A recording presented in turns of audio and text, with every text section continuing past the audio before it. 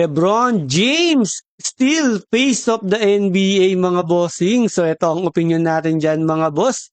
Bakit face of the NBA pa rin si LeBron kahit 41 years old na siya?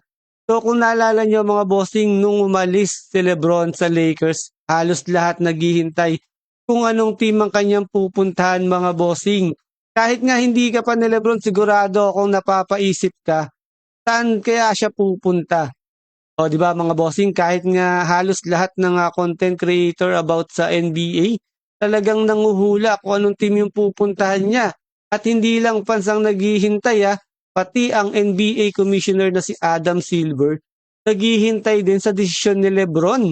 Sinabi mismo ni Silver mga boss na kailangan nilang malaman kung saan maglalaro si LeBron dahil makakaapekto ito sa pagbuo ng NBA schedule, lalo na sa opening week at Christmas Day games. At ngayon mga bossing, sa pila nga napunta si LeBron, agad siyang inilagay ng NBA sa isang malaking opening night at match up laban sa defending champion na New York Knicks. O, diba? Ang tibay talaga ni LeBron mga boss. At sa Christmas Day naman mga bossing, babalik si LeBron sa Los Angeles Lakers para harapin ang kanyang former team na Los Angeles Lakers. Maganda-gandang bakbakan to mga bossing. Dito tayo makakita ng bakbakan ng mag-ama. O, di ba? Another NBA history na naman to mga bossing. For sure yan. Kaya asapan mga boss, yes, para sa akin, isa pa rin si LeBron James sa mga face of the NBA. May mga bagong superstar tulad ni na Wemby, Luka at marami pang iba mga bossing.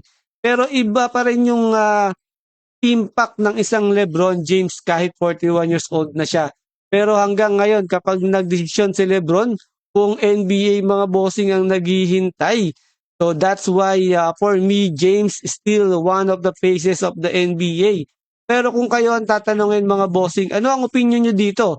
Sino para sa inyo ang face of the NBA? Comment nyo na yan mga boss at pag-usapan natin yan.